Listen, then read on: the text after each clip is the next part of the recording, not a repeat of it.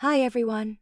Before we get into this audiobook, I'd really appreciate it if you could hit the subscribe button and drop a like. It helps me out a lot as well as contributes a lot to the channel.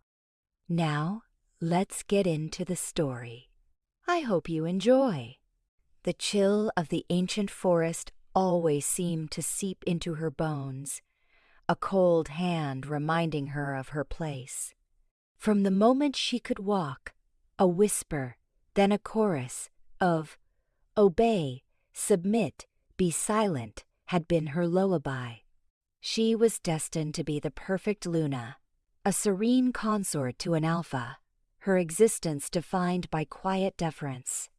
Every lesson, every watchful gaze from the pack elders, every hushed conversation about her future cemented this singular truth. Her value was in her malleability, her grace, her ability to embody the quiet strength that supported, never challenged. Her name was Lyra, and the expectations draped over her were heavier than any cloak.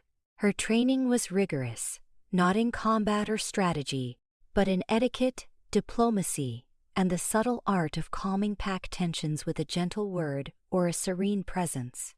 She learned to read the nuances of pack dynamics, to anticipate needs, to listen far more than she spoke. Her wolf, a sleek silver creature within her, felt the weight of these expectations too.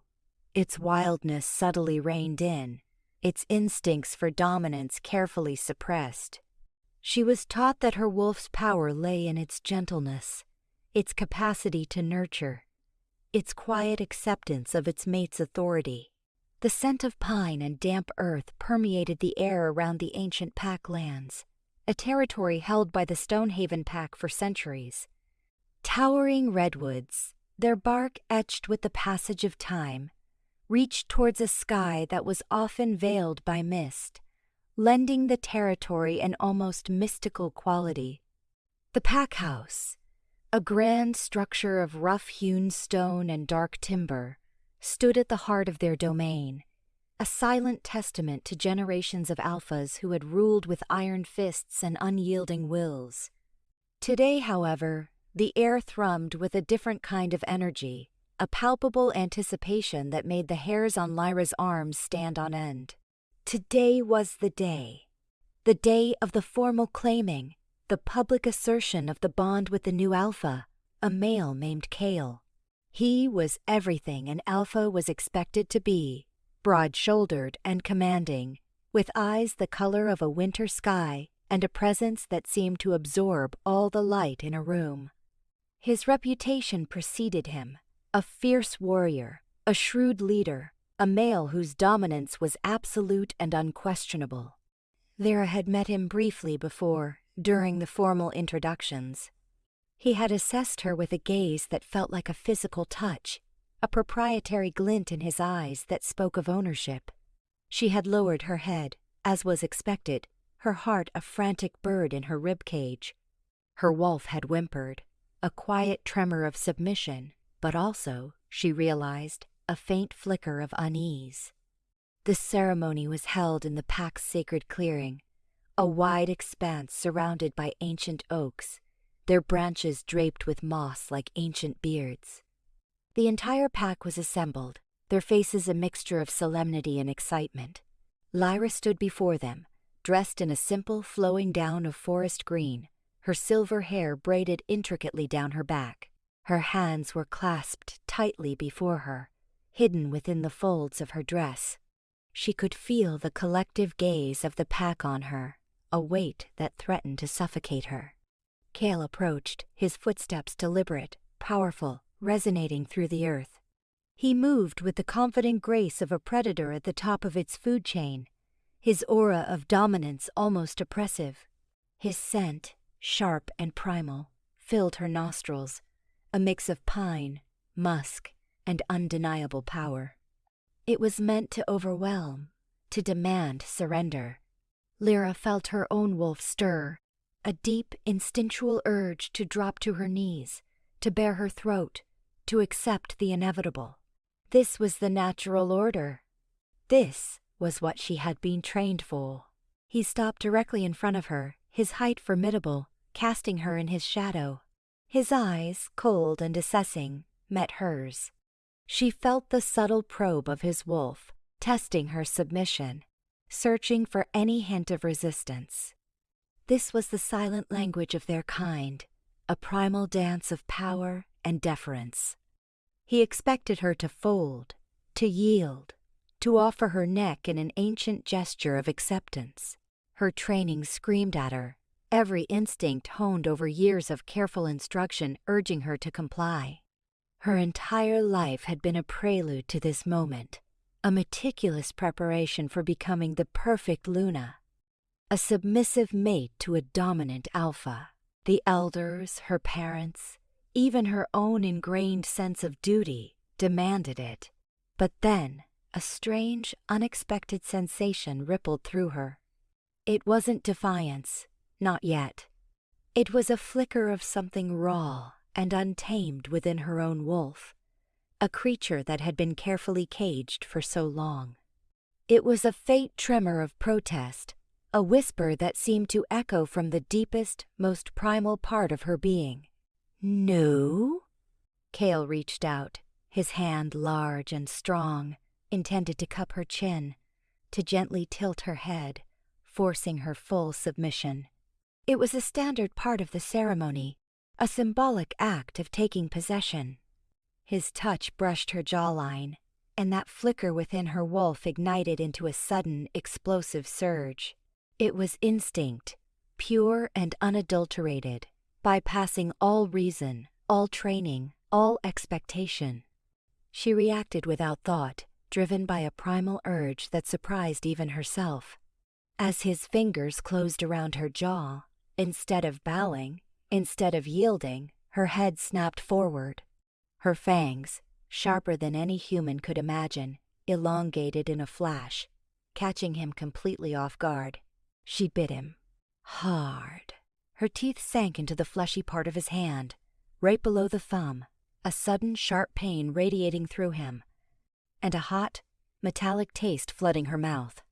It was a deep, deliberate bite. Not a scratch or a nip, but a defiant, instinctual assertion.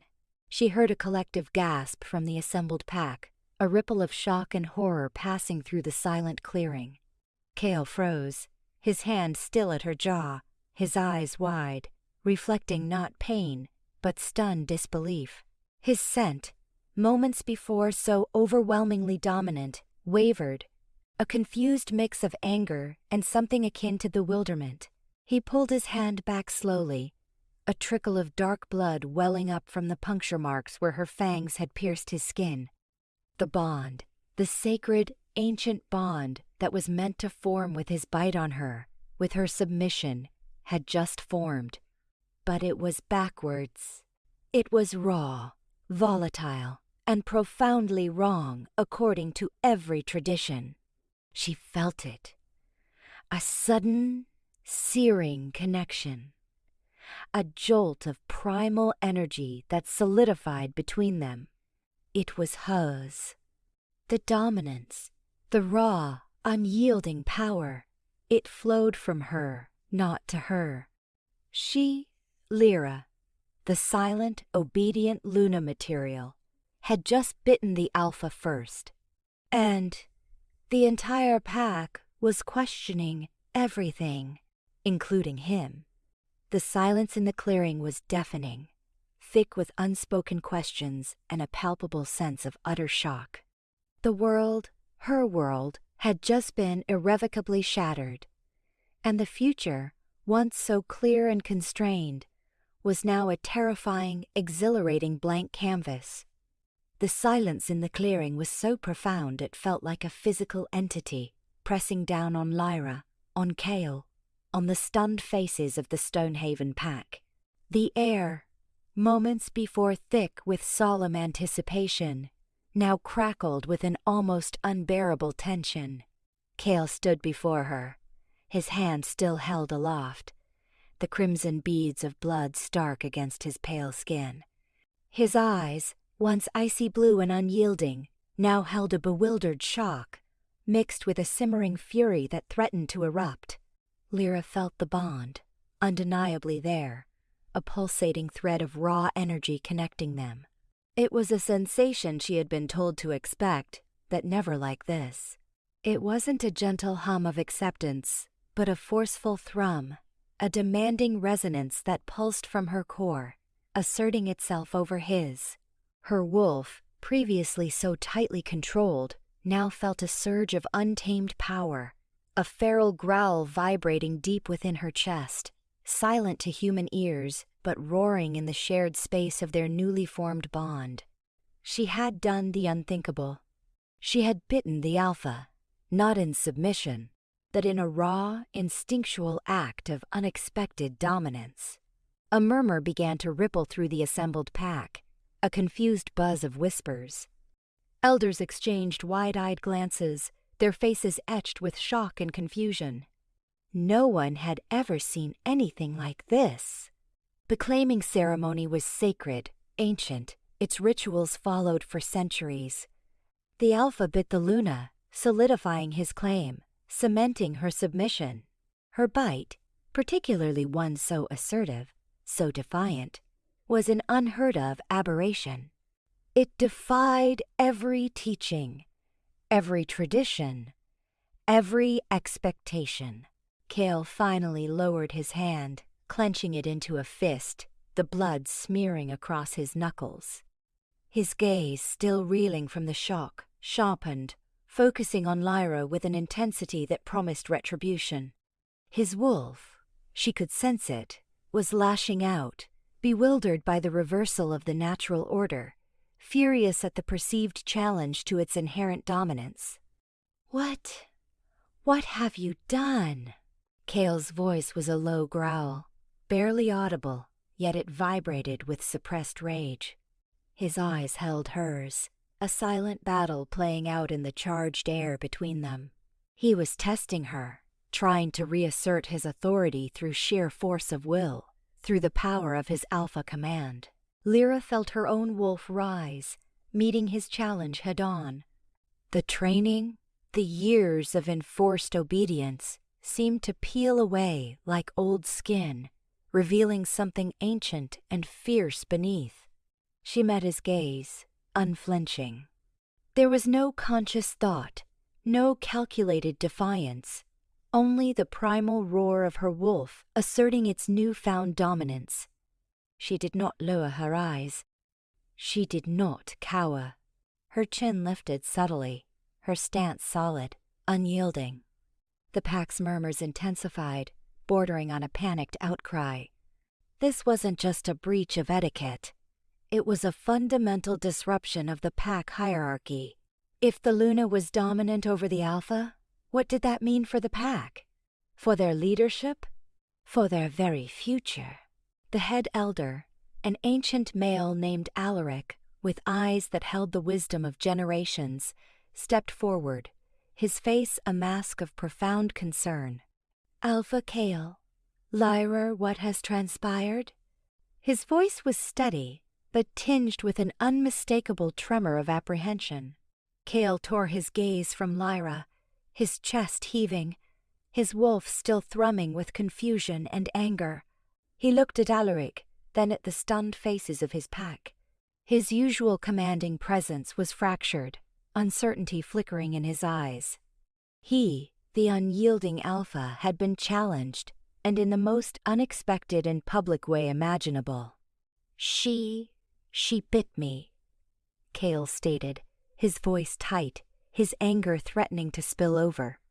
He held up his bleeding hand, as if for proof of her transgression, of the unimaginable affront. Alaric's eyes widened further as he saw the fresh blood, the clear puncture marks of Lyra's fangs. His gaze shifted back to Lyra, searching, scrutinizing. He had known Lyra since she was a pup, a quiet, almost ethereal presence, always striving for perfection in her role. This raw, untamed display of dominance was completely antithetical to everything he had known of her. Lyra remained silent, her gaze unwavering as she met Alaric's scrutinizing stare. She couldn't explain it. There was no explanation. It had been pure instinct, an uncontrollable surge of primal energy. But even as she stood there, the full weight of her transgression settling upon her, she felt no regret. A strange, exhilarating sense of liberation, yes, but no regret. Alaric's eyes, wise and ancient, closed for a moment, as if in deep contemplation. When he opened them again, there was a profound sadness, mixed with an undeniable awe, in their depths. "The bond has formed," he murmured, his voice barely a whisper, yet it carried an undeniable weight. "I can feel it. It is different." He looked from Kale, still seething with affront, to Lyra, radiating a quiet, unwavering dominance. "It is backwards." The words hung in the air, a chilling pronouncement that confirmed everyone's worst fears. The Alpha had been bitten by his intended Luna. The sacred bond had inverted. The natural order had been defied. Kale's face darkened further, a shadow of rage crossing his features. He moved towards Lyra, his wolf demanding submission, demanding retribution. He towered over her, his presence overwhelming. "You will submit, Lyra," he growled, his voice a low, dangerous rumble. "You will yield. You will show your Alpha respect." His wolf pushed at her, a powerful, commanding force. Lyra felt the immense pressure of his Alpha command, an instinctual urge to bend, to break, to fall into line.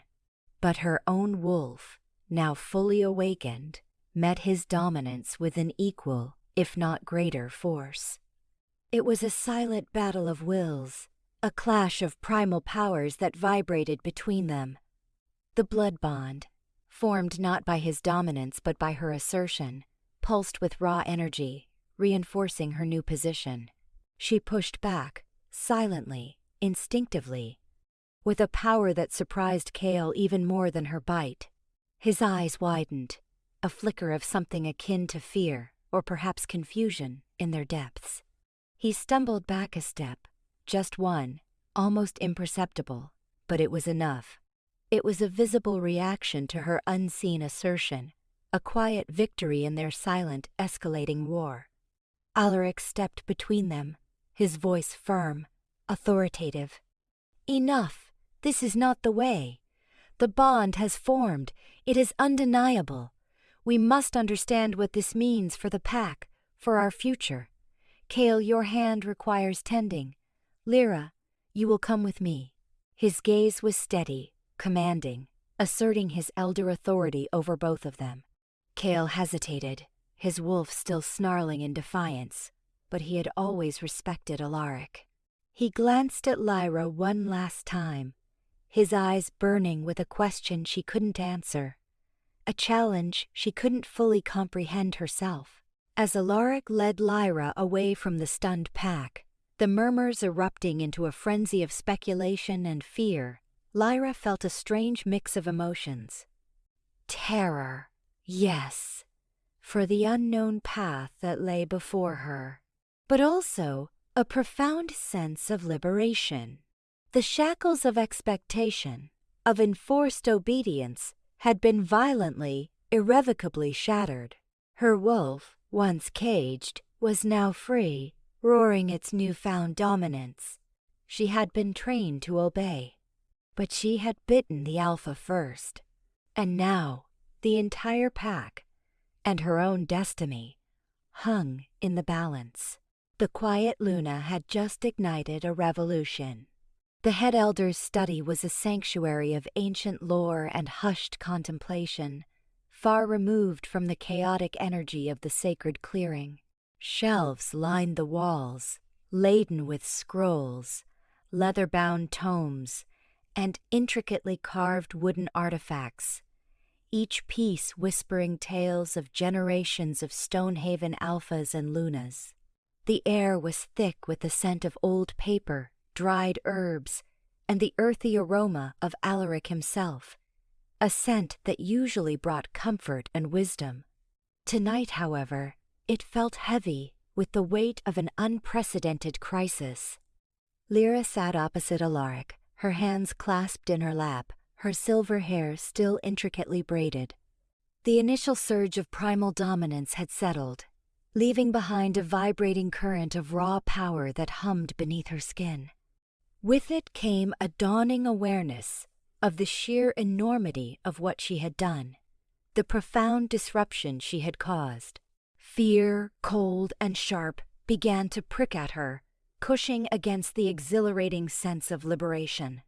Alaric poured 2 cups of a steaming herbal tea, its scent of chamomile and mint doing little to calm the tempest raging within Lyra.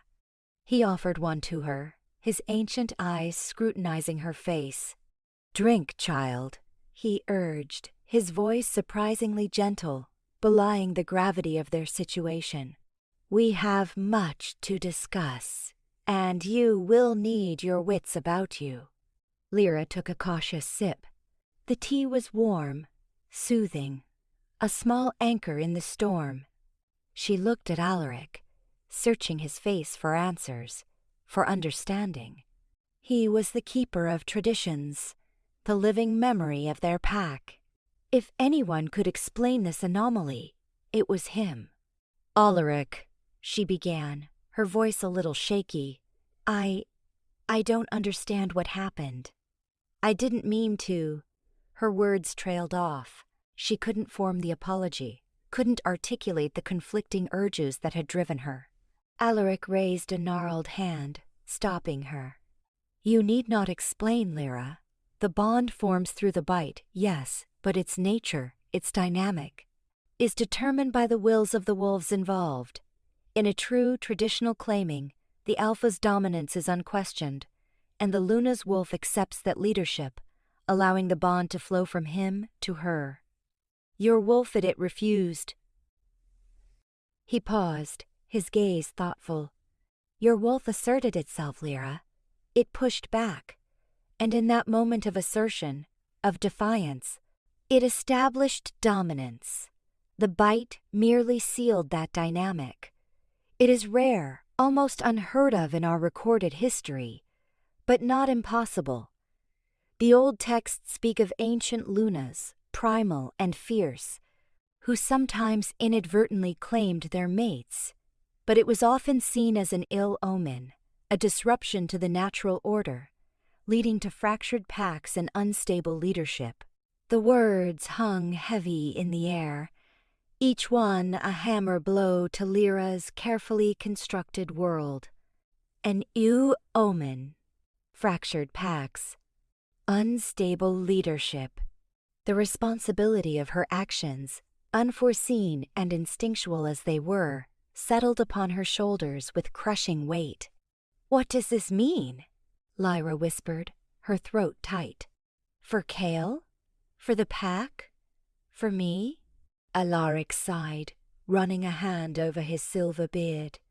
"For Kale, it means humiliation. His dominance, his very identity as alpha, has been challenged by his intended mate, in front of the entire pack. His wolf is likely in turmoil, fighting against a bond that proclaims your dominance over him. This is unprecedented for an alpha of his standing. It will be a profound test of his leadership and his character." "And for the pack?" Lyra pressed, her gaze urgent. "For the pack," Alaric continued, "it means uncertainty. Our pack thrives on a clear hierarchy, on the unquestioned authority of the alpha. When that hierarchy is disrupted, fear can set in. Fear of weakness, fear of division, fear of external threats, sensing our internal strife. There will be whispers, doubts, challenges. Some will question your fitness as Luna, others Kale's strength as Alpha. It will require immense wisdom and unity to navigate this." He looked directly at Lyra, his eyes piercing. "And for you, Lyra, It means that the path you were trained for no longer exists. You are no longer the silent, submissive Luna. You are the dominant wolf in this bond. Your instincts, your very nature, have been revealed to be far more powerful and assertive than anyone, including perhaps yourself, ever imagined. You have a profound influence over Kale, whether he wishes it or not. You are intricately tied to his stability, and by extension, the pack's. Your voice, which you were taught to suppress, must now be heard. Your presence, which was meant to be supportive, must now be leading. The enormity of his words settled upon her, cold and overwhelming. She was no longer Lyra, the Luna material. She was something else, something new, something terrifyingly powerful. The years of rigorous training, the subtle suppression of her own wolf, had all been for naught. The beast within had broken free, asserting its true nature at the most critical, most public moment. "But I don't know how to lead," Lyra confessed, her voice thick with despair. "I was taught to follow, to obey. I don't know how to be dominant." Alaric offered a rare, small smile. "Dominance, Lyra, is not just about physical strength or a loud voice. It is about unwavering will, about conviction, about presence. And your wolf, it seems, has that in abundance. You will learn. The bond itself will guide you, and your instincts will be your teacher. But it will be a difficult path for both you and Kale.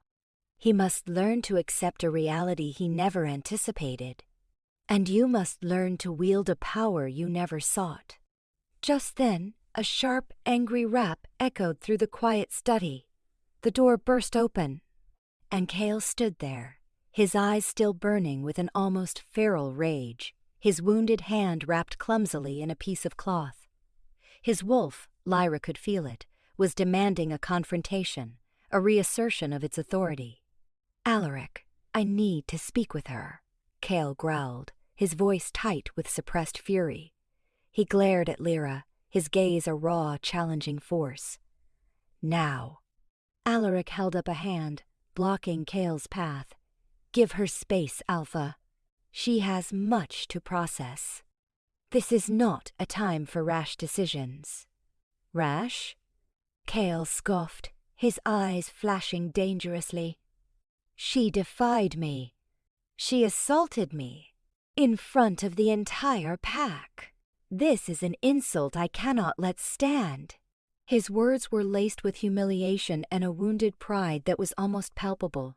Lyra, despite her fear, felt her wolf stir again, a cool, commanding presence within her. The urge to submit was there, a faint echo of Dako, her past training, but it was quickly overshadowed by the rising tide of her inherent dominance.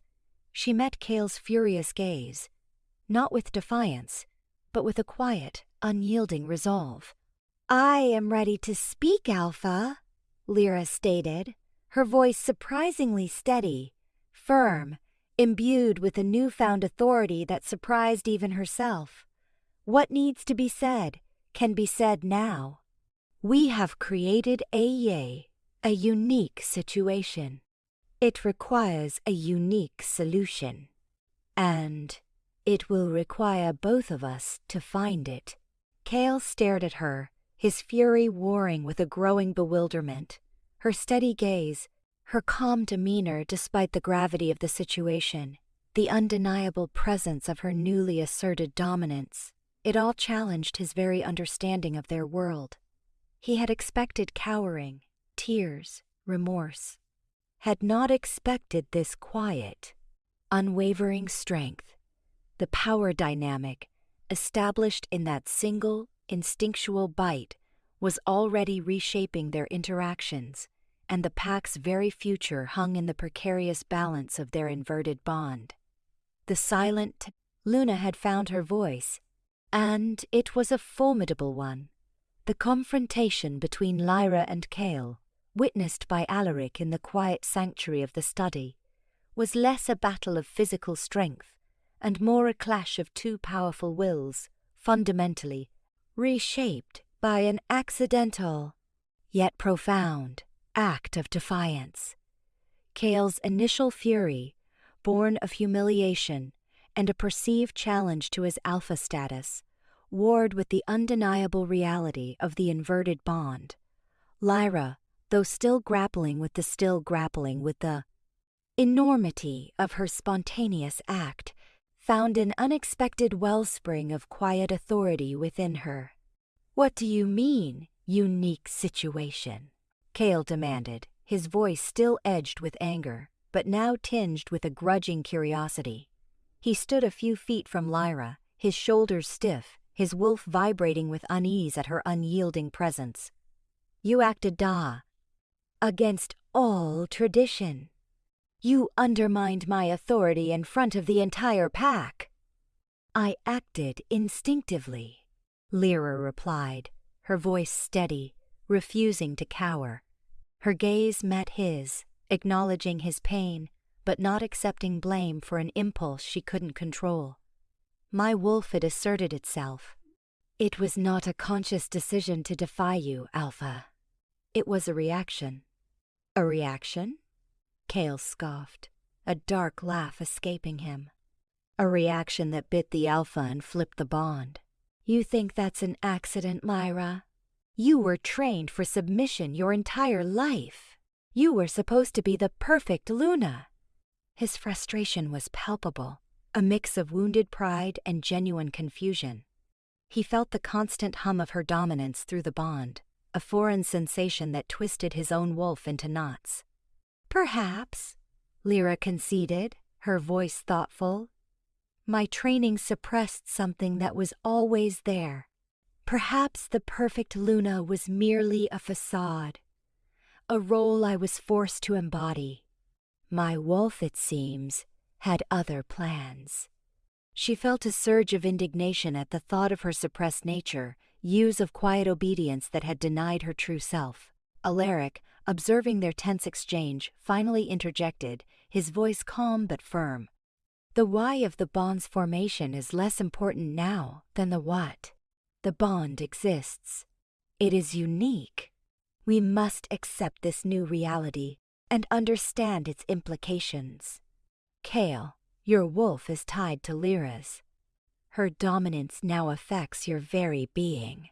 You will feel her strength, her conviction, her will, in a way no Alpha has ever felt from their Luna. And Lyra, your will can now influence Kale in ways no Luna has ever influenced an Alpha." Kale paled, his eyes widening. "Influence me? You mean she can command me?" The very thought was anathema to him, a blow to his deepest instincts as an Alpha. "Not command, Alpha," Lyra interjected, her voice cutting through the tension. She felt the surge of his fear, the frantic protests of his wolf through the bond. "Not in a way that subjugates your will entirely, but guide, direct. Your wolf will recognize and respond to my dominance. It will seek to align with my lead. It is a subtle but profound influence, born of the bond itself. It is a partnership, Alpha, albeit one formed in an unexpected way." Her words, though calm, carried an undeniable weight, a quiet authority that vibrated through the bond, causing Kale's wolf to stir restlessly, pulling at him. Kale took a step back, visibly shaken. The concept was terrifying to him. His entire life had been about unquestioned leadership, about the pack following his lead. Now, his own mate, a female he had expected to be entirely subservient, held an intrinsic influence over him.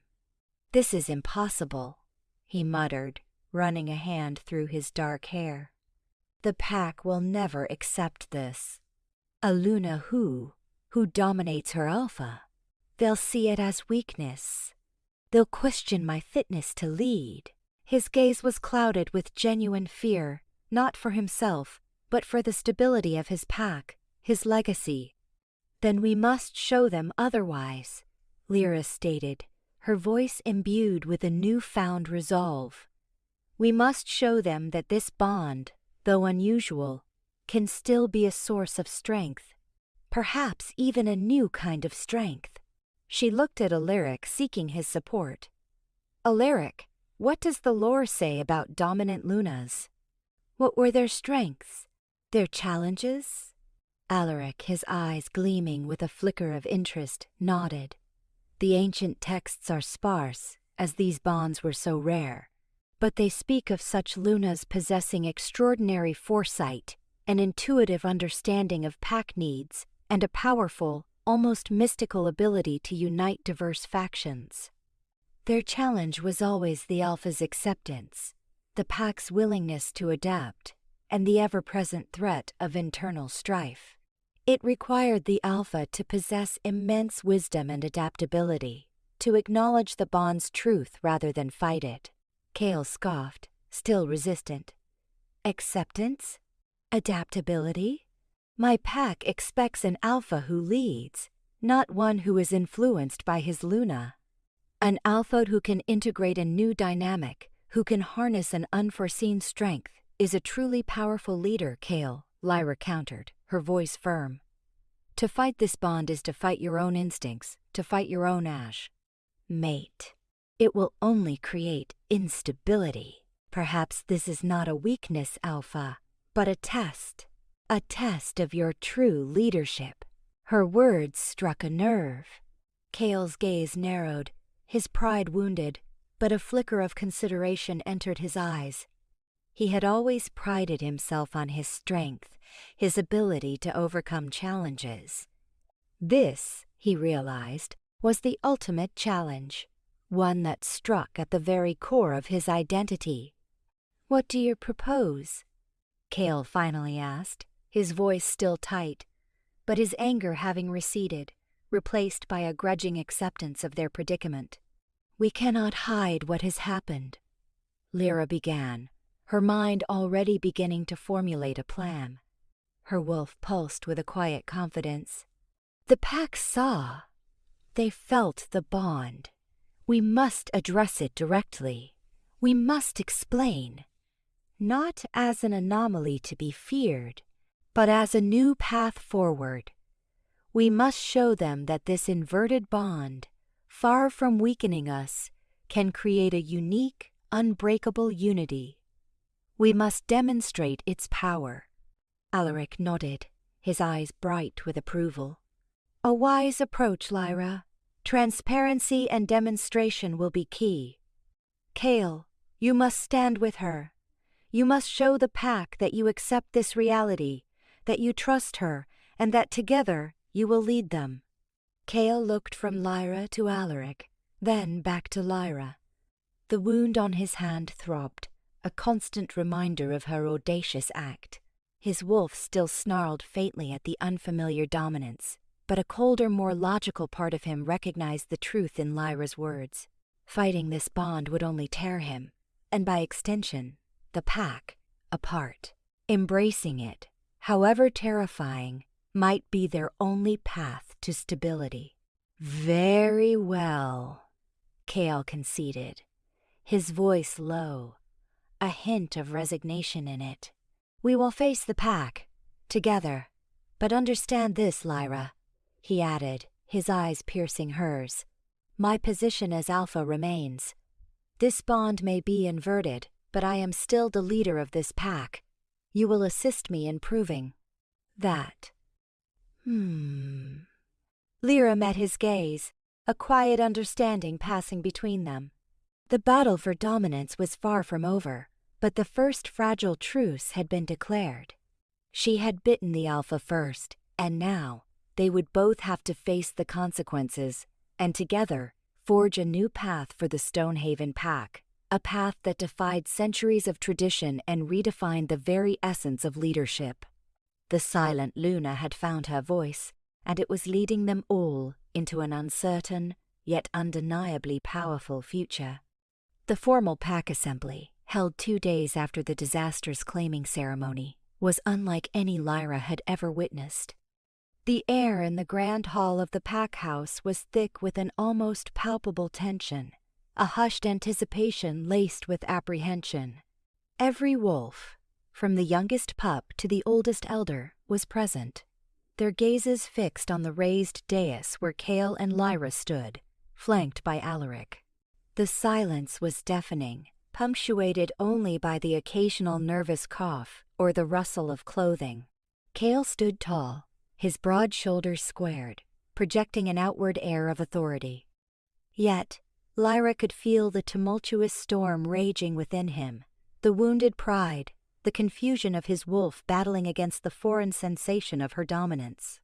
He had dressed his wound, but the faint discoloration beneath the fresh bandage served as a stark reminder of her bite, a visual testament to the unprecedented shift in their bond.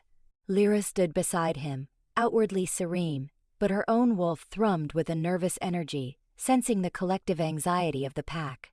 She knew this address was critical. It would either quell their fears or send the pack spiraling into chaos. Alaric, ever the wise patriarch, stepped forward first, his ancient voice resonating through the hall. "My pack," he began, his gaze sweeping across the anxious faces. "You have witnessed an event unlike any in our recorded history. The bond between our Alpha and his intended Luna has formed, but in a way that defies tradition. Lyra, our Luna, has asserted dominance over Alpha. Kale." A collective gasp rippled through the hall, followed by a surge of panicked murmurs. Alaric raised a hand, his voice firm. "Science. This is not a matter for whispered speculation, but for understanding. The bond is undeniable. It is raw. It is powerful. And it is intrinsically linked to the stability of this pack. We must face this new reality with courage and wisdom, not fear." He then turned to Kale.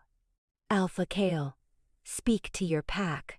Kale stepped forward, his eyes scanning the faces of his wolves. Lyra felt a surge of respect for him, for his willingness to stand before his pack and address this profound challenge to his authority. His voice, when he spoke, was steady, though a faint tremor of raw emotion underscored his words. "My pack," Kale began, his gaze unwavering. "You saw what transpired. Lyra, my mate, bid me." In that moment, the bond formed, and it formed with her as the dominant wolf. He paused, a flicker of pain crossing his features, but he pressed on. "This is not what any of us expected. It challenges everything we know, everything we have been taught about the Alpha-Luna dynamic. My pride, my instincts, scream against it." A hush fell over the hall as he laid bare his vulnerability. Lyra felt the surge of his anguish, the profound struggle within him, through their bond. Her wolf, instinctively, sent a wave of calm, a silent affirmation of his courage. "But," Kale continued, his voice gaining strength, "the bond is undeniable. It is ancient magic, a primal truth. To fight it would be to fight the very essence of our pack, to tear us apart from within. Lyra's wolf has asserted its dominance, and through our bond, I feel her strength, her conviction, her guidance." He hesitated on the last word, but forced himself to utter it. "This is a profound change for me, for all of us, but I am your Alpha, and my paramount duty is to the strength and unity of this pack. If this bond, however unconventional, is the path to that strength, then I will walk it." He looked at Lyra, his gaze intense, a grudging acceptance in his eyes. "Lyra has shown a strength, a will that none of us anticipated. She has revealed a true nature that was perhaps long suppressed. I believe that this inverted bond, far from being a weakness, may be a unique power. It may offer us a new form of leadership, one where the raw power of the alpha is tempered and guided by an intuitive, deeply connected Luna. He then stepped back, offering the floor to Lyra. The air thrummed with expectation. Lyra took a deep breath, feeling the weight of centuries of tradition, of enforced silence, of societal expectation. Her wolf stirred, no longer nervous, but a quiet, powerful presence. "My pack," Lyra began, her voice clear, steady, and imbued with an authority that surprised even herself. It resonated through the hall, drawing every eye. "I was trained to be silent, to obey, to be the perfect Luna, a reflection of my alpha's will. But in that moment, when the bond was meant to form, something deep within me, something primal, asserted itself. It was not a choice. It was an instinct. It was my wolf, refusing to be subjugated, demanding its own place." She met the gaze of the pack, unwavering. "I do not seek to usurp Alpha Kale's authority. He is our alpha, our warrior, our protector. But our bond is unique. It flows from me to him, and through it, I can feel the heart of this pack, its needs, its fears, its potential. My strength, my intuitive understanding, can now be intuitive understanding.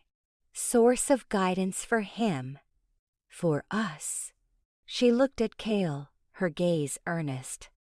"This is a partnership, a true partnership, where both dominant and submissive roles are redefined by the unique nature of our connection. We will lead this pack together. Alpha Kale with his strength and strategic mind, and I with my intuition and guidance. We will show you that a pack led by an alpha and a truly dominant Luna can be stronger, more resilient, more unified than ever before," she then concluded, her voice ringing with conviction. "This bond is new, it is frightening, but it is also a gift. It is an opportunity to forge a new path for the Stonehaven Pack, one where true strength comes from embracing every facet of our nature, even the unexpected. Give us your trust, give us your patience, and we will show you what a truly unified pack, led by an unconventional bond, can achieve." A long silence followed her words. The pack members exchanged glances, some still skeptical, others with dawning understanding. Lyra could feel their uncertainty, their hope, their fear, all through the tenuous connections of the pack. She held her breath, waiting for their reaction. Then, slowly, hesitantly at first, a few wolves in the front rows bowed their heads, a gesture of cautious acceptance. It spread, like a ripple, through the hall. More heads bowed, a silent acknowledgement of the unprecedented reality. It wasn't the joyous roar of acceptance she might have once imagined, but it was acceptance nonetheless. A fragile, tentative truce. Kale looked at her, his eyes still holding a complex mix of emotions, but a flicker of something new was there too. A grudging respect. A nascent curiosity. He had seen the power of her words, the unexpected authority in her voice. He had felt his wolf, slowly, reluctantly, begin to settle under the calming influence of her dominance through the bond. The path ahead was still fraught with uncertainty, challenges, and the undeniable need to redefine centuries of tradition. But for the first time, Lyra felt a surge of hope. She had faced her alpha, she had spoken her truth, and the pack had, tentatively, listened. The silent Luna had found her voice, asserted her dominance, and now the true work of forging a new kind of leadership, a new kind of pack, had finally begun. The initial acceptance from the pack was a fragile thing, more a cautious truce than a full embrace. Whispers still followed Lyra and Kale, questions about their bond, doubts about their ability to lead. The inversion of the alpha-Luna dynamic was simply too radical, too unprecedented for many to fully grasp. Kale, though he had publicly accepted the situation, still visibly struggled with the constant, subtle presence of Lyra's dominance through their bond. His wolf often bristled, an instinctual protest against the unfamiliar sensation of being guided rather than leading. Lyra, for her part, was navigating a completely new landscape. She had been trained to be perceptive, to understand pack dynamics, but always from a position of quiet support. Now, her intuition felt amplified, almost prescient, through the bond with Kale. She could sense rising tensions, unspoken fears, and latent strengths within individual pack members with an unnerving clarity. Her challenge was learning to channel this amplified intuition into actionable guidance for Kale, without undermining his public authority or alienating a pack still grappling with the unusual nature of their leadership. Their days became a delicate dance of negotiation and subtle influence. In public, Kale remained the alpha, the decisive leader. He chaired meetings, issued commands, and oversaw patrols. But in the quiet moments, in the privacy of their shared quarters, or during secluded walks through the forest, Lyra would offer her insights. "Alpha," she might say, her voice soft, using his title out of respect for his public role. "I sense a growing unease among the younger hunters regarding the northern borders. Perhaps a more direct engagement, a joint patrol with the newer recruits, might quell their anxieties and build their confidence." Kale would often bristle initially, his instincts urging him to dismiss any suggestion that wasn't his own. His wolf would emit a low growl through the bond, a faint protest. But then, the subtle, calming influence of Lyra's dominance, flowing through their connection, would settle him. He would ponder her words, his logical mind sifting through the information she provided, often realizing the wisdom in her intuition. "Their anxiety stems from the recent rogue sightings," Lyra might elaborate, her voice steady, not a lack of training. "They need reassurance from you, a direct display of your strength and care, not just a command." Slowly, almost imperceptibly, Kale began to trust her instincts.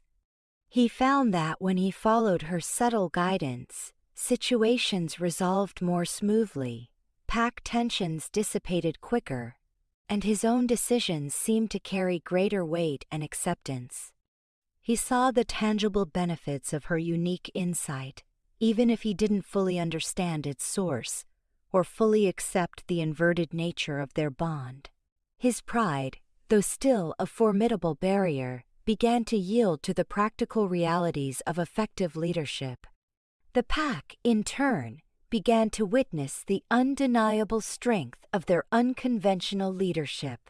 They saw Kale, their fierce alpha, making decisions that were surprisingly nuanced, demonstrating a foresight that seemed almost uncanny. They didn't understand the inner workings of the bond, but they saw the results. The pack felt more stable, more secure, even in the face of ongoing challenges.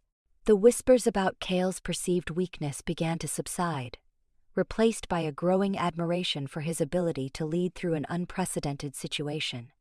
Lyra's initial fear began to dissipate, replaced by a quiet confidence. She was learning to wield her influence with grace and responsibility. She realized that her dominance wasn't about control or subjugation, but about guiding, about balancing Kale's more aggressive instincts with her own intuitive understanding of pack harmony. She discovered a deep well of leadership potential she never knew she possessed, a natural ability to inspire trust and foster unity. One significant challenge arose with the neighboring Fang pack.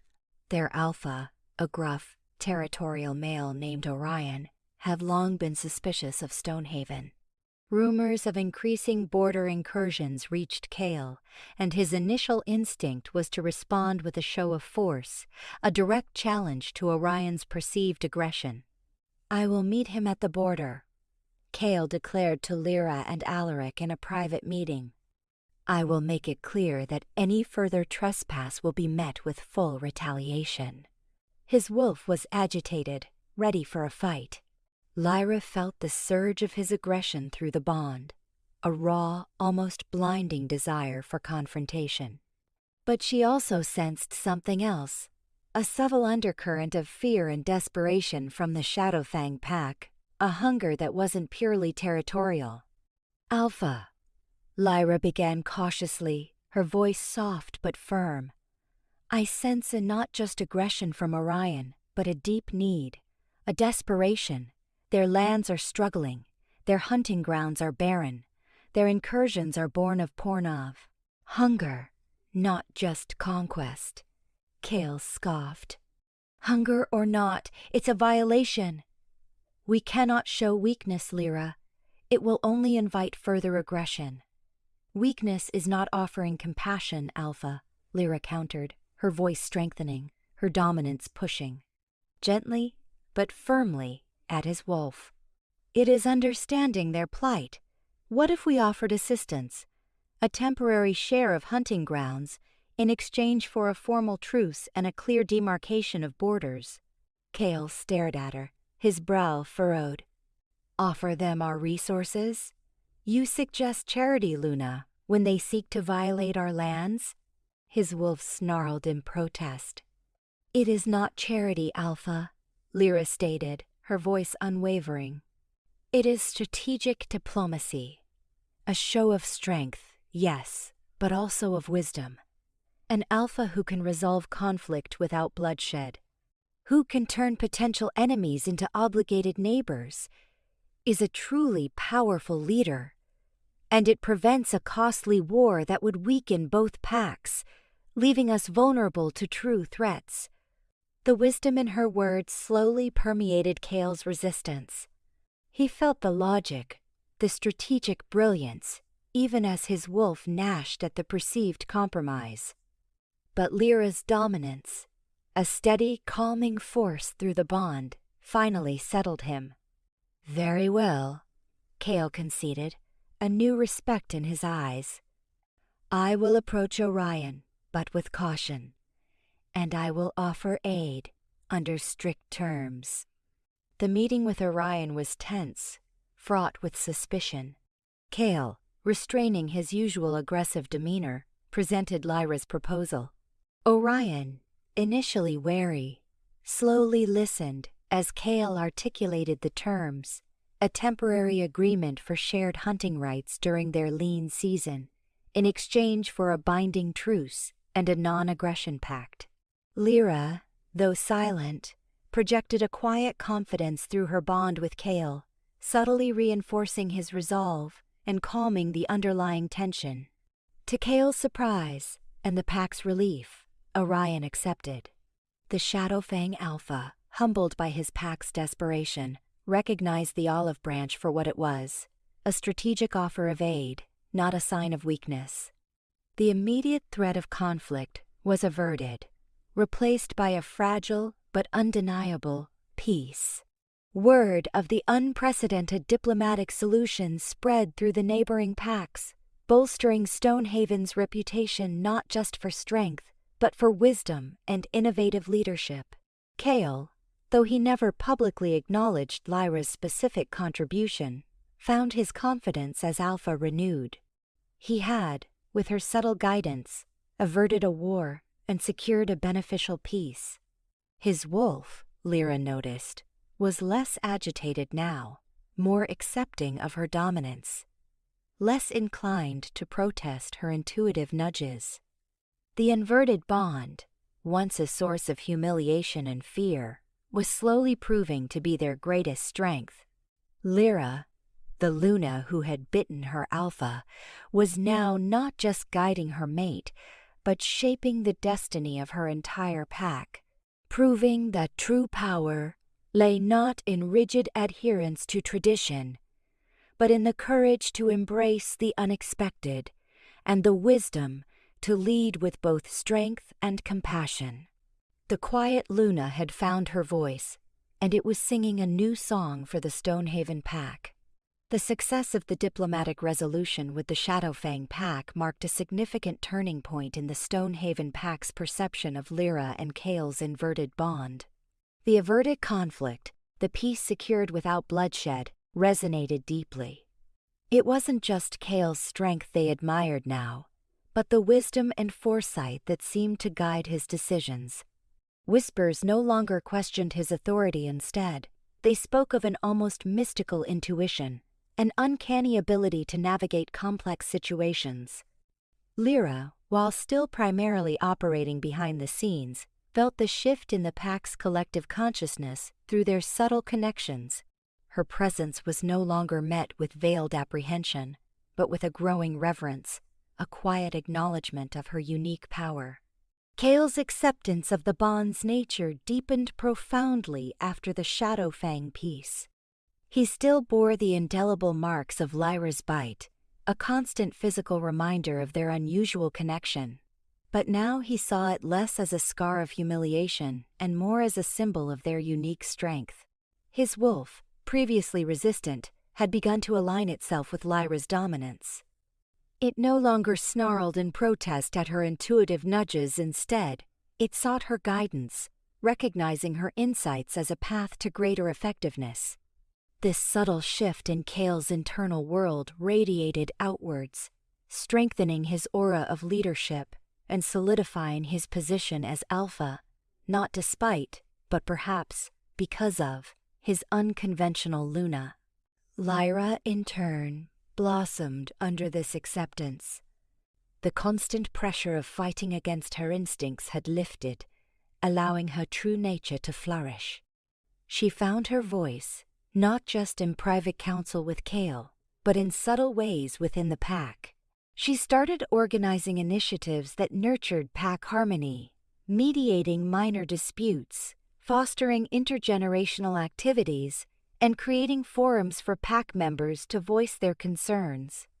Her intuitive understanding of individual needs, amplified by her bond with Kale, allowed her to pinpoint sources of discontent before they festered, and to identify hidden talents that could benefit the pack. One such initiative was the revitalization of the pack's traditional healing practices. Lyra, drawing on her memories of old remedies and her intuitive understanding of the pack's emotional landscape, worked with the elder healers to reintroduce forgotten herbal cures and therapeutic rituals. She discovered a latent talent for calming troubled wolves, her dominant presence through the bond instilling a sense of peace and security that aided in emotional healing. Pack members sought her out, not just for guidance, but for the quiet solace her presence offered. She was becoming a true Luna, a guiding star, albeit one who led from an unexpectedly dominant position. The relationship between Lyra and Kale deepened into a profound partnership, far beyond the confines of their bond. They spent countless hours discussing pack matters, their minds intertwining, their strategies becoming seamlessly integrated. Kale brought his strategic prowess, his warrior instincts, and his natural command. Lyra brought her intuitive understanding, her foresight, and her profound empathy. They learned to anticipate each other's thoughts, to complete each other's sentences, to communicate without words, a synergy born of their unique connection. Their personal relationship, too, evolved beyond the initial shock and tension. The raw, primal spark of the bond, initially formed through an act of defiance, slowly softened into a deep, abiding affection. Kale, having accepted Lyra's dominance, found a surprising peace in it. He no longer felt the need to prove himself constantly, to fight for every inch of authority. He trusted her completely, recognizing her insights as an extension of his own strength. He saw her not just as his mate, but as his equal, his anchor, his indispensable partner in leadership. Lyra, for her part, discovered Kale's hidden depths. Beneath the stoic, commanding alpha exterior, she found a fierce loyalty, a deep love for his pack, and a quiet vulnerability that he rarely showed to others. She learned to appreciate his strength, his courage, and his unwavering dedication to their people. Their touch, once charged with tension, became gentle, comforting. Their gazes, once challenging, became soft, filled with mutual respect and a growing tenderness. The inverted bond, which had initially been a source of such turmoil, had forged a connection stronger and more complex than any traditional pairing. A year after the claiming ceremony, a new threat emerged, far more insidious than territorial disputes.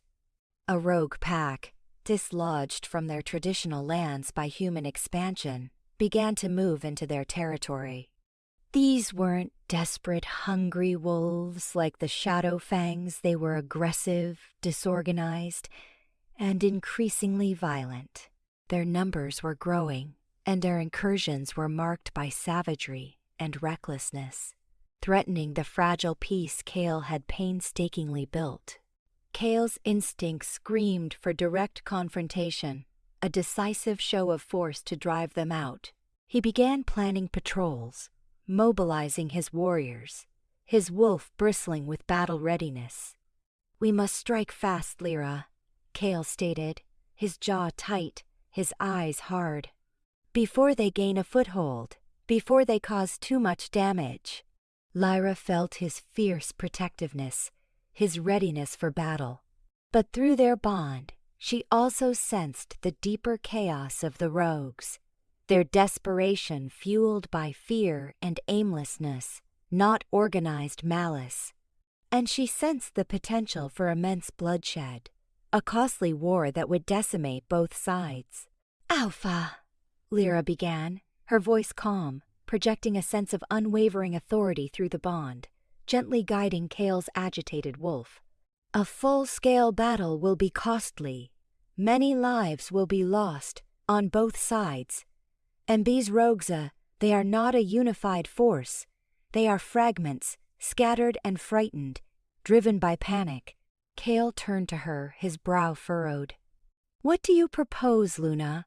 We cannot allow them to remain. They are a threat to our stability, to our very way of life." "We understand their desperation," Lyra explained, her mind already formulating a strategy. "But we cannot allow their chaos to infect our lands. We need to contain them."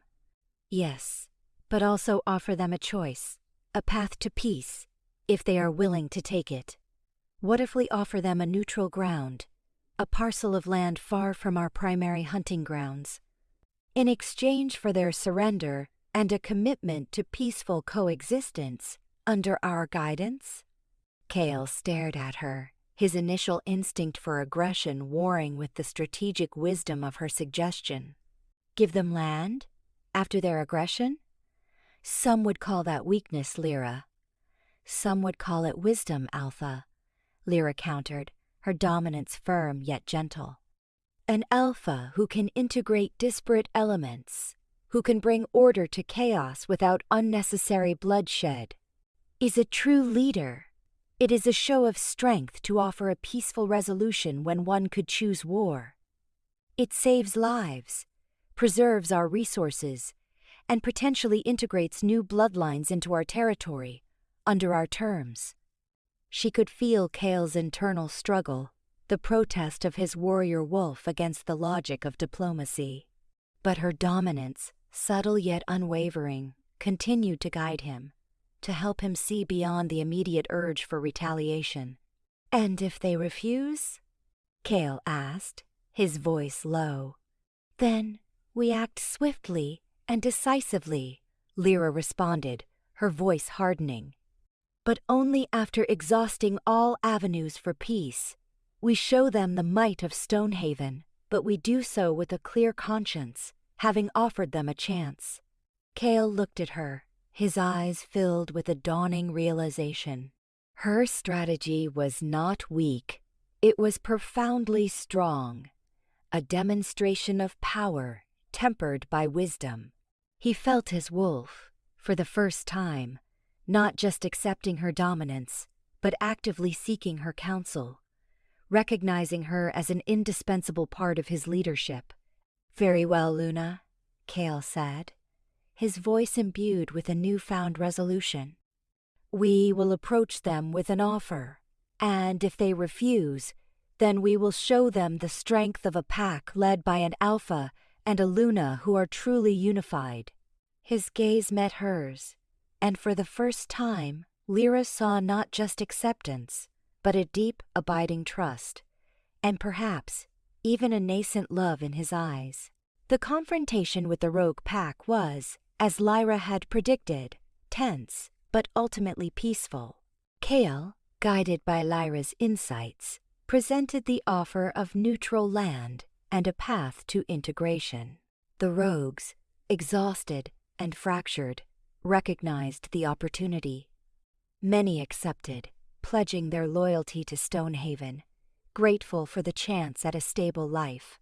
Those who refused were swiftly and decisively driven from the territory, but the bloodshed was minimal, a testament to Lyra's strategic foresight. The Stonehaven Pack emerged stronger, more unified, and with an undeniable reputation for wisdom and compassion that spread far beyond their borders. Lyra, the silent Luna, had not just bitten her alpha, she had forged a new path for her pack, one where strength and wisdom were not defined by rigid tradition, but by the courage to embrace an inverted bond and the profound power of true partnership. Their bond, once a source of scandal, was now the very heart of their pack's unprecedented strength and harmony. The unconventional Luna had led them all to a brighter, more secure future. The reputation of the Stonehaven Pack, under the unique leadership of Alpha Kale and Luna Lyra, continued to flourish. Their unconventional bond, initially a source of controversy, was now hailed as a testament to their strength and adaptability. Other packs, facing their own internal or external conflicts, began to seek their counsel, drawn by stories of their innovative diplomatic solutions and the palpable harmony within Stonehaven. Kale and Lyra became respected figures throughout the territories, their wisdom a beacon in a world often plagued by rigid traditions and unnecessary bloodshed.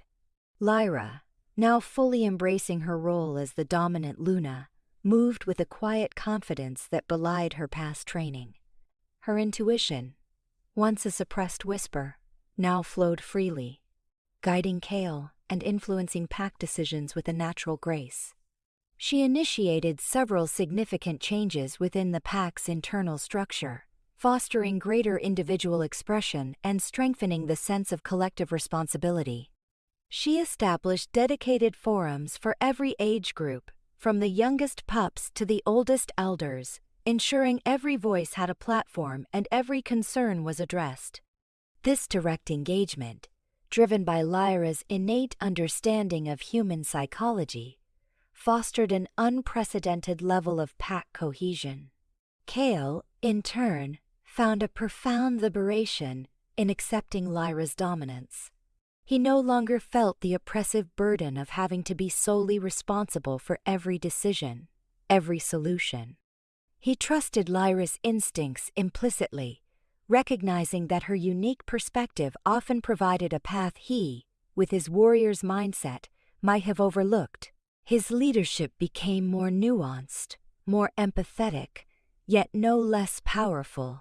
He was an alpha who listened, who adapted, and who, through his bond with Lyra, seemed to possess an almost supernatural ability to anticipate challenges and resolve them before they escalated. Their personal relationship deepened into a love that transcended conventional understanding. It was a bond forged in defiance and nurtured by shared leadership, mutual respect, and an undeniable intimacy.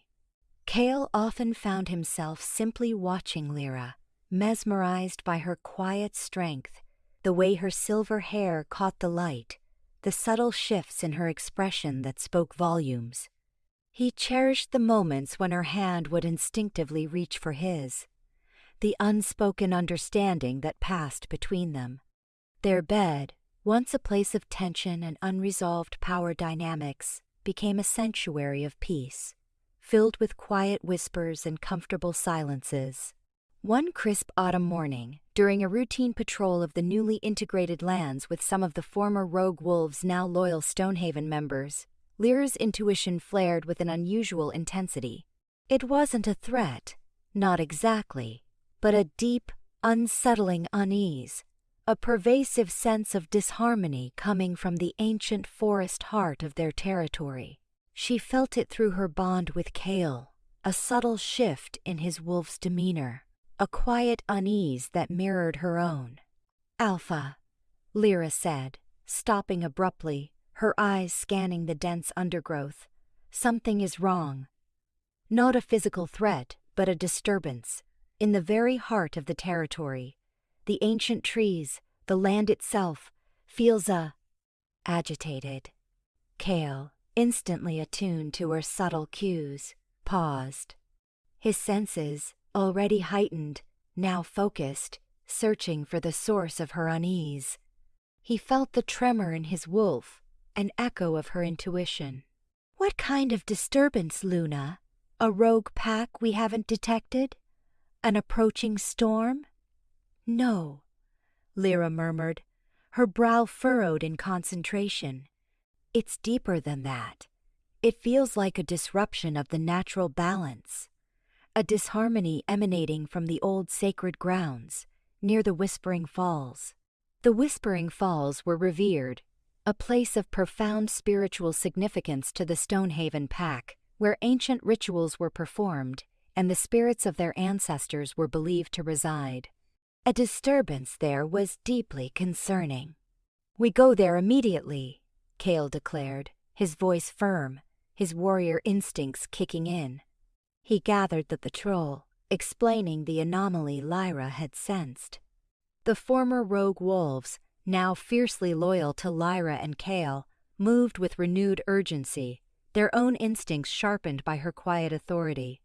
As they approached the sacred grounds, the air grew heavy, an oppressive stillness replacing the usual vibrant hum of the forest. The birds were silent. The usual playful chatter of small creatures was absent. Even the wind seemed to hold its breath. The waterfalls, usually a joyous roar, were now a mere trickle, their once cascading waters reduced to a mournful whisper. At the heart of the clearing, near the falls, they found it.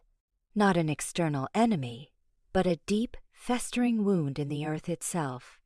The ground was scorched in places, the ancient trees surrounding it withered, their leaves brittle and brown.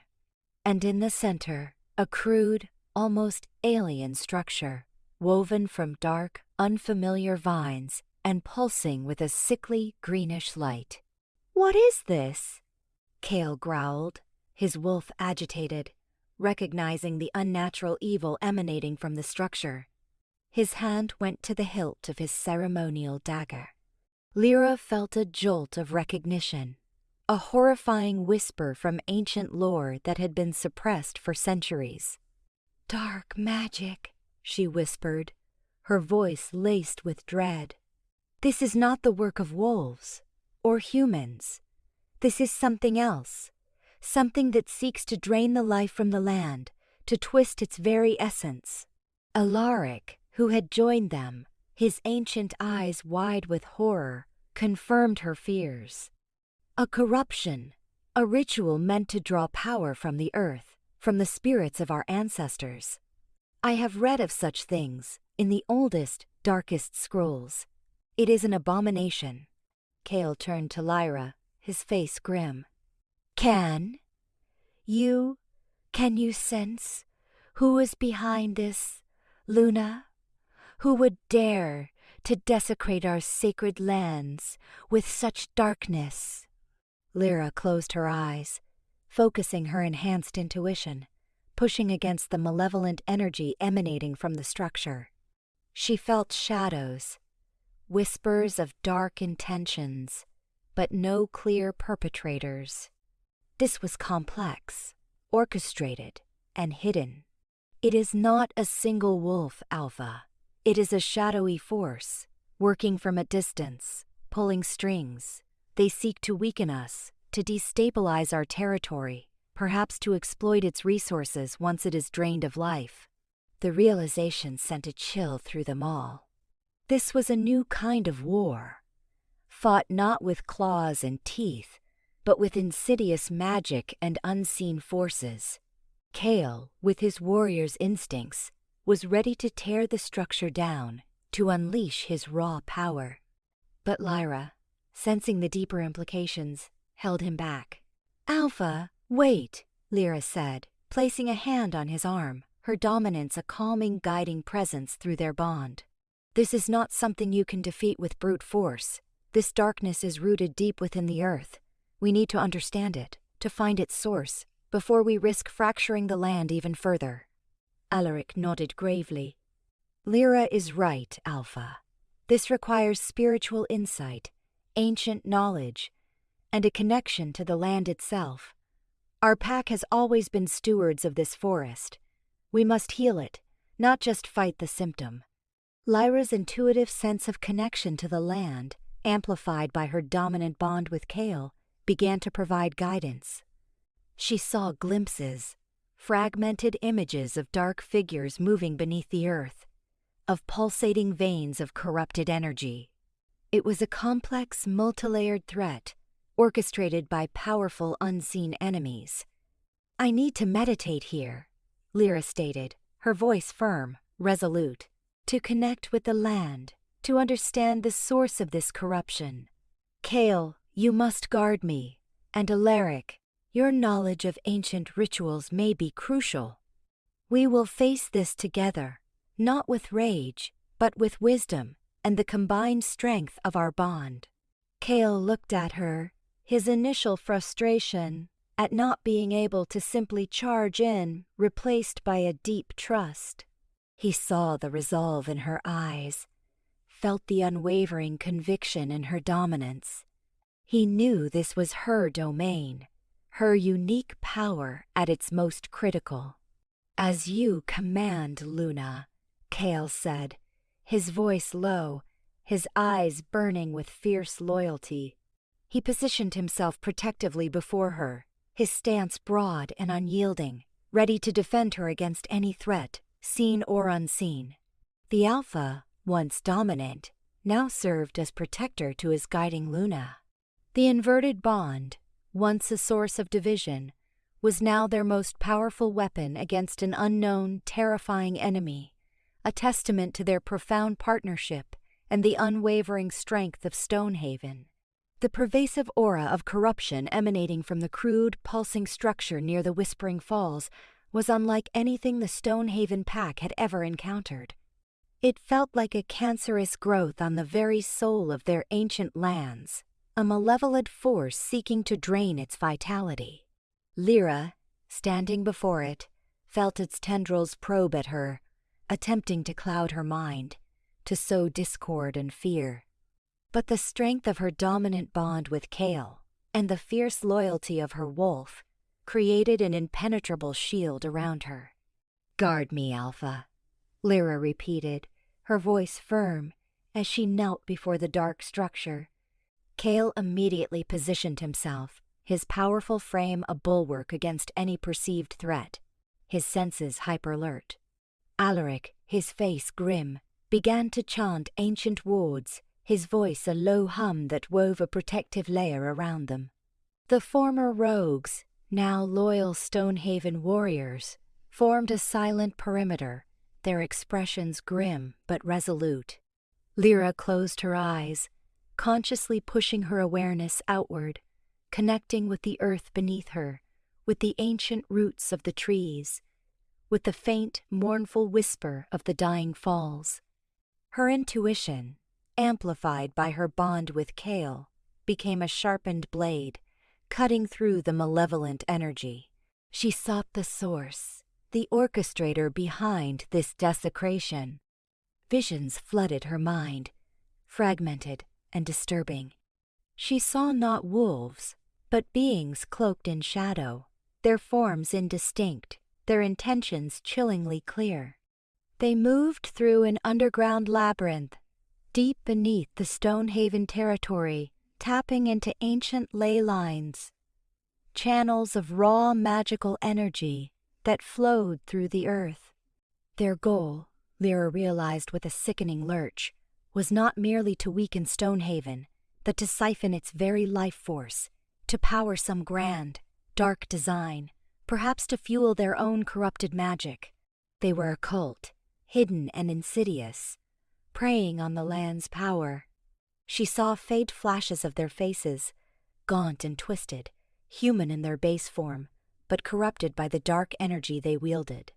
They wore crude symbols etched onto their skin, signs of a forgotten, forbidden magic.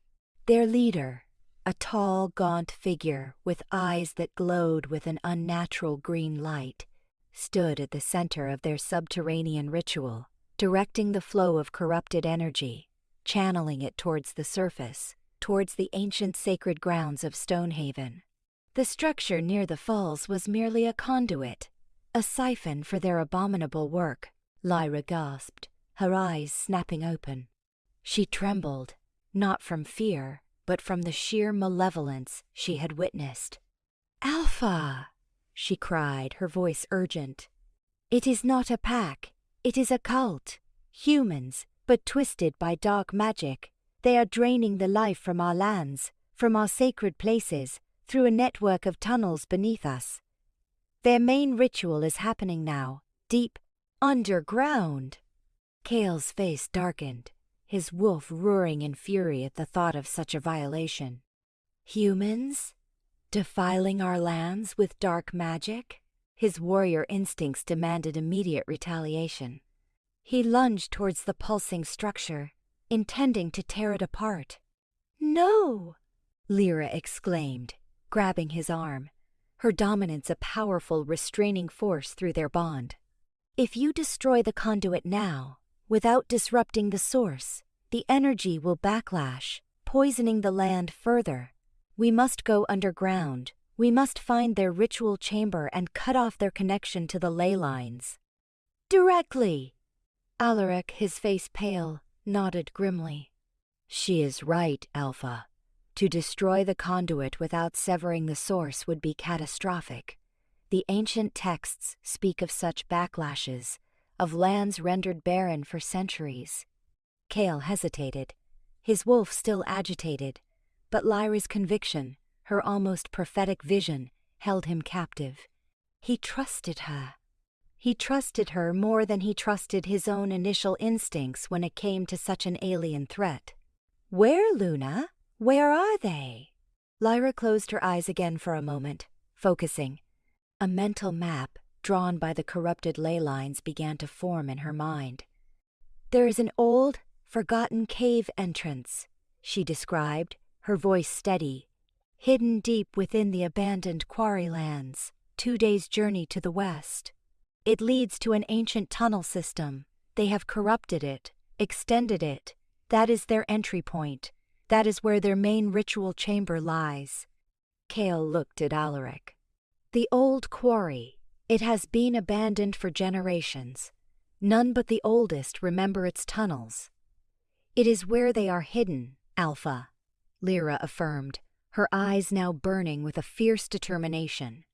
"They are unseen, untouchable, using our own land against us. We must move swiftly and silently. This is not a direct confrontation, it is an infiltration." Kale turned to his warriors, his voice dropping to a low, powerful command. "Prepare for a journey. We move in 2 hours. Lyra, Alaric, and a select few of our strongest, stealthiest warriors. This is a mission of critical importance. Absolute secrecy. No one outside this circle is to know." He knew the panic that would ripple through the pack if word of a dark magic cult operating beneath their lands got out. Lyra felt a surge of pride and deep connection to Kale. He trusted her completely, implicitly, despite the unprecedented nature of her insights. He was willing to set aside his own instincts, his own training, to follow her lead into the unknown. The inverted bond, once a source of contention, was now a powerful, undeniable force for their pack's survival. As Kale barked orders, his warriors moving with quiet efficiency, Lyra felt the ominous hum of the dark ritual growing stronger beneath her feet. The land groaned, subtly, beneath its oppressive weight. She knew this was their most dangerous mission yet. These were not mere wolves they were fighting, but shadowy figures wielding powers they barely understood. But she also felt an unwavering resolve. She was the dominant Luna, bonded to an alpha who now implicitly followed her intuition. Together, they would face this darkness, protect their pack, and heal their sacred lands. The silent Luna had found her voice, and it was leading the Stonehaven Pack into the heart of an ancient, terrifying battle. The journey to the abandoned quarry was a stealthy, arduous trek through dense forest and treacherous terrain. Kale, always the meticulous strategist, led a small, elite unit of their most skilled trackers and silent warriors, Lyra and Alaric among them. They moved under the cloak of night, their forms melting into the shadows, their movements fluid and noiseless, leaving no trace for any unseen eyes to follow. The air grew colder, the scent of stagnant water and decaying rock replacing the fresh aroma of pine as they approached the quarry. Lyra walked beside Kale, her senses acutely attuned to the subtle shifts in the land, to the faint, almost imperceptible hum of corrupted energy that strengthened with every mile.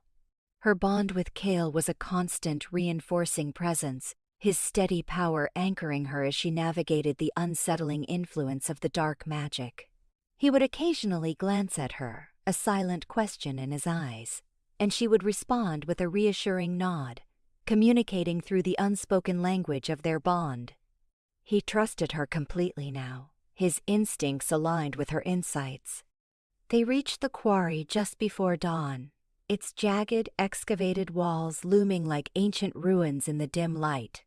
The entrance Lyra had sensed, an almost invisible fissure in the rock face, was cleverly concealed by thick gnarled roots and a natural overhang. It reeked of damp earth, decay, and a faint, cloying sweetness that made Lyra's stomach churn. "This is it," Lyra whispered, pointing to the concealed opening. "Their entryway." Kale knelt, examining the entrance. Well hidden. No wolf would stumble upon this by accident. He turned to his warriors, his voice a low, guttural command. "Form a perimeter. Stay alert. We go in silently. Lyra, you lead the way. Your senses are paramount." Lyra nodded, a surge of adrenaline coursing through her. She was no warrior, but her intuition was their shield and their guide in this unseen war. She shifted into her wolf form, her silver fur blending seamlessly with the dim light, her senses sharpening further. Kale shifted beside her, his powerful dark fur a stark contrast, his eyes gleaming with fierce determination. The other warriors followed suit, their transformed bodies moving with practiced grace. The tunnel was narrow, twisting, and plunged into absolute darkness. The air grew heavy, stale, and permeated with the sickly sweet scent of the dark magic. Lyra moved at the front, her sensitive nose picking up faint trails of human and corrupted energy, guiding them through the subterranean labyrinth. Kale followed directly behind her, his large form a protective shadow, his wolf emitting a constant, reassuring hum through their bond, a silent affirmation of her lead. The tunnel eventually widened into a vast, cavernous space. Here, the greenish light Lyra had glimpsed in her vision pulsed ominously, casting grotesque shadows on the rough-hewn walls. The air vibrated with a low, rhythmic chanting, a guttural, unsettling sound that echoed through the chamber. They had found it. The ritual chamber. Below them, on a circular stone platform, stood a group of cloaked figures, their faces obscured by deep hoods. They swayed in unison, their chanting growing louder, more fervent. In the center of the platform, pulsating with the same sickly green light, was an altar, and on it, a swirling vortex of energy, clearly tapping into the ancient ley lines beneath the earth. Lyra felt the land groaning, its life force being violently siphoned into this unholy ritual. "Their leader," Lyra whispered, her voice low in her wolf form, indicating the tall, gaunt figure at the head of the ritual. "He is channeling the most power. We must sever his connection to the ritual, disrupt the ley lines, and destroy the altar." Kale nodded, his wolf radiating a fierce readiness. "How do we best approach, Luna? They are deep in their trance. A direct assault may cause a dangerous backlash." Lyra closed her eyes for a moment, her senses reaching out. She saw the flow of energy, the vulnerabilities. The ley lines converge directly beneath the altar. There are ancient fissures, long dormant, that they have reawakened. If we can target those fissures, disrupt the flow, the ritual will collapse. But we must be precise. And fast. She pointed with her snout to a series of subtle cracks in the chamber floor, radiating outwards from the altar. "There, and there. These are the primary conduits. We need to hit them simultaneously." Kale assessed the plan, his strategic mind quickly processing the information. It was risky, requiring precision over brute force, but it made sense. "Understood. Warriors, position yourselves. Aim for those cracks. On my signal, hit them with all your force. Lyra, you focus on the leader. We need him incapacitated, his connection severed." Lyra nodded, her wolf already anticipating the move. She was no fighter, but she knew the power of her dominance, her ability to influence even the strongest wills. She planned to use her raw, unfiltered power through the bond, targeting the leader's connection to the ritual, hoping to disrupt his focus and overwhelm his corrupted mind. The tension in the chamber crackled. Kale gave the silent signal. His warriors launched themselves forward, a blur of powerful wolf forms converging on the marked fissures. They struck with synchronized force, their claws and teeth tearing at the earth, seeking to sever the corrupted ley lines. Simultaneously, Lyra surged forward, not towards the main altar, but directly towards the cloaked leader. He felt her coming, his head snapping up, his eyes, Lyra now saw, were indeed glowing with an unnatural green light. He was shocked by her presence, by the sheer, unadulterated dominance she projected. As he tried to react, Lyra unleashed the full force of her inherent dominance, pushing it through their bond, then directly at him. It wasn't a physical attack, but a mental one. A raw surge of will that slammed into his corrupted mind. She aimed to overwhelm him, to short-circuit his concentration, to sever his mental connection to the ritual. The air around him shimmered as he recoiled, his chanting faltering, a choked gasp escaping his lips. His eyes widened in horrified recognition as Lyra's primal, untamed dominance washed over him, a power far beyond his dark magic. At the same moment, Kale's warriors struck the fissures. The ground beneath the altar shuddered violently.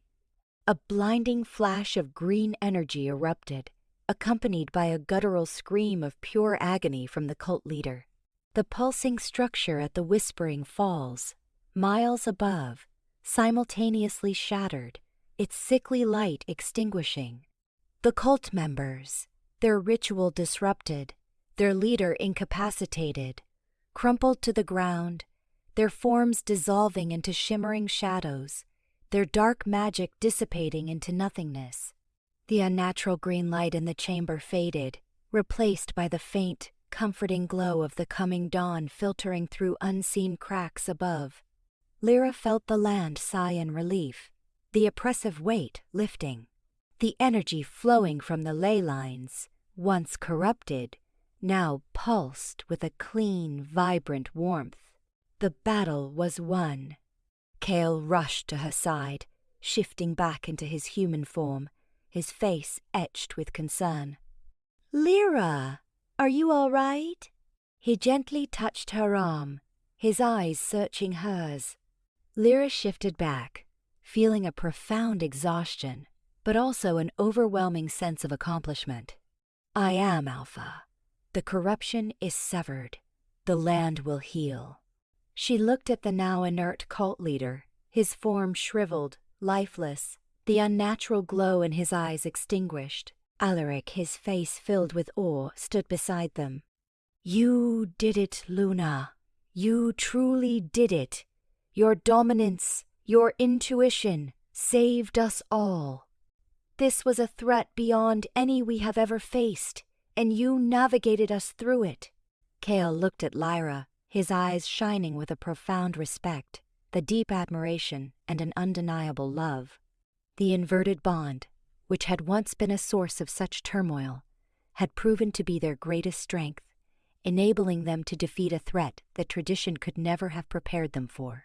The silent Luna, who had bitten her alpha first, had not only found her voice and asserted her dominance, but had saved her pack from an ancient darkness, leading them into a future defined by a new, powerful kind of leadership.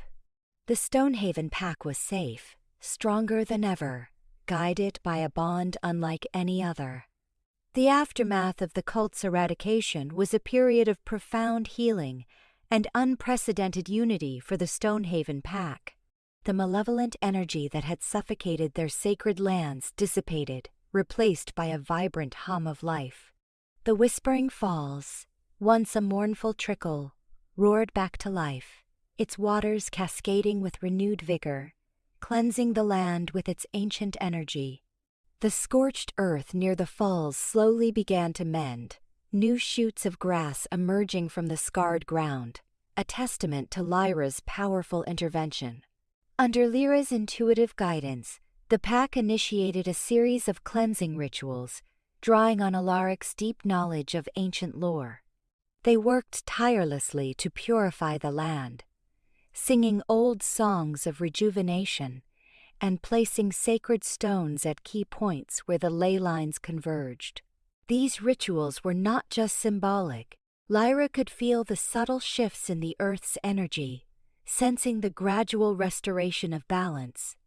The pack, witnessing these tangible signs of healing, felt their faith in their unconventional leaders solidify. Any lingering doubts about the inverted bond vanished, replaced by an unwavering loyalty and profound respect.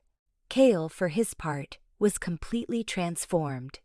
The subtle struggles he once had with Lyra's dominance were gone. He moved with a newfound fluidity, his inherent alpha strength now seamlessly integrated with Lyra's intuitive guidance. He was a force of nature, decisive and powerful, yet tempered by a wisdom and compassion he had not fully possessed before their bond formed. His wolf, once agitated by her dominance, now purred contentedly in her presence, recognizing her as its essential partner, its guiding star. Their bond was a constant, harmonious flow of energy, a seamless melding of two powerful souls. Their love for each other blossomed openly, unburdened by the complexities of their unique dynamic. Kale's gaze lingered on Lyra with an almost worshipful adoration, his touch gentle yet possessive. He saw in her not just his mate, but the true heart of their pack, the visionary who had led them through unprecedented darkness. Lyra, in turn, cherished Kale's fierce loyalty, his protective nature, and the unwavering trust he placed in her. Their relationship became a beacon for the pack, a living embodiment of how true strength could be found in partnership, in embracing differences, and in defying rigid expectations. The Stonehaven Pack's reputation as wise and powerful leaders spread throughout the werewolf world. Other alphas sought Kale and Lyra's counsel, not just on territorial disputes, but on matters of internal pack harmony, spiritual well-being, and adapting to a rapidly changing world. Stonehaven became a hub of innovation and progress, a model for how ancient traditions could evolve while retaining their core strength. Lyra's unique ability to sense hidden truths and guide through complex challenges was revered, and Kale's unwavering acceptance of her leadership was seen as a mark of true alpha strength. Lyra also initiated a more comprehensive approach to pack defense, beyond just physical patrols. She focused on training younger wolves to hone their intuitive senses, to connect with the land, and to recognize subtle energetic disturbances. She taught them that strength wasn't just in claws and teeth, but in awareness, in foresight, and in the collective harmony of the pack. She fostered a culture of openness and communication, ensuring that no signs of internal strife or external threat would go unnoticed. One significant development was the birth of their first pup, a female with startlingly vibrant silver fur like Lyra's, and eyes that held the piercing blue of Kale's. From the moment she was born, Lyra felt an extraordinary connection, an amplified sense of purpose. This pup, a testament to their inverted bond, represented the future of Stonehaven, a lineage born of defiance and destined for a new kind of leadership. They named her Aster, meaning star, a symbol of the bright future she represented. As Aster grew, Lyra and Kael made a conscious effort to raise her without the rigid societal expectations that had burdened Lyra's own youth.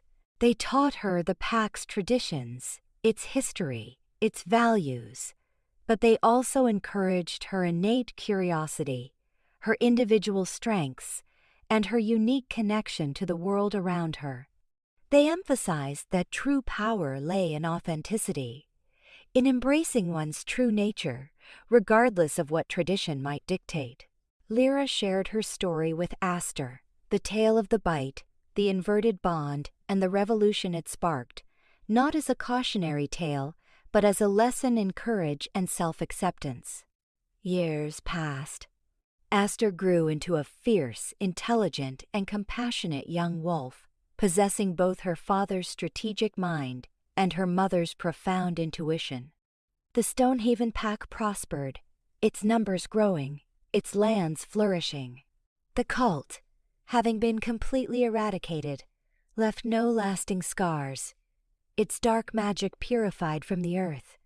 Alaric, now even older and more frail, often sat with Lyra and Kael by the roaring, whispering falls, observing Aster playing by the water's edge. "Never in my long life," Alaric would say, his voice raspy with age but filled with profound wisdom, "did I imagine such a future, a Luna who leads, an Alpha who follows her heart. It was seen as an ill omen, Lyra, but you proved them wrong. You created a new destiny for us all." Lyra would smile, looking at Kale, whose hand would instinctively find hers.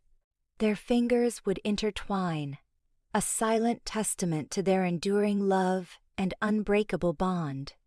"It was never just me, Alaric," Lyra would reply, her gaze soft as she looked at Kale. "It was him, his strength, his courage to accept what was, to embrace the unknown, to trust my lead. It was a partnership, forged in an unexpected way." Kale would nod, his eyes gleaming with pride and affection. "She led us to a strength we never knew we needed. My Luna, my guide, my mate." One tranquil evening, as the moon cast long silvery shadows across the ancient forest, Lyra and Kael stood together on a high cliff overlooking their vast, thriving territory. The air was crisp, scented with pine and the fresh earth, and the distant sounds of their happy pack echoed through the trees. Aster, now a young adult, was leading a patrol, her silver fur gleaming under the moonlight, her movements strong and confident. Lyra leaned into Kale, his arm wrapping securely around her. She felt the harmonious thrum of their bond, a silent symphony of two souls perfectly attuned.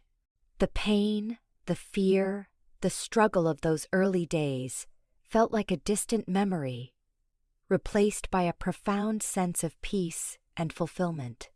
"We did it, Kale," Lyra whispered, her voice filled with quiet awe.